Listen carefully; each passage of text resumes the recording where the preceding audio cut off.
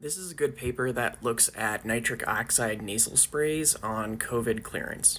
This study is a randomized, double-blind, multi-center, parallel group placebo control, so it's a very good study. Looking at adults 18 to 70 years old, limited to mild symptomatic COVID, so not looking at moderate or severe cases, and also not looking at asymptomatic.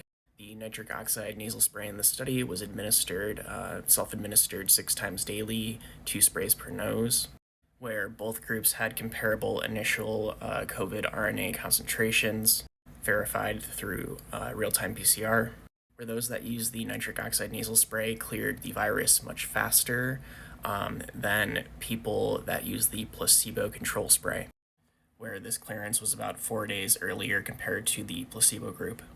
So what's important is that this is a 0.45 milliliter per dose nasal spray.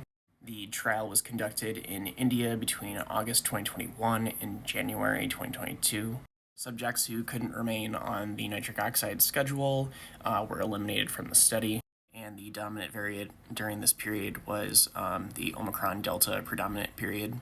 And while the clearance rate of the virus was significantly shorter for those that used the nitric oxide nasal spray than the placebo for secondary contacts, so being able to transmit the virus to other people, what's interesting is that the transmissibility using the spray versus placebo and the nitric oxide spray was that it might make you less transmissive to close contacts, because the number of close contacts that became infected increased over time with the placebo group, but remained approximately static for the nitric oxide spray group. So there's still risk of infecting close contacts, but it's reduced compared to not doing anything.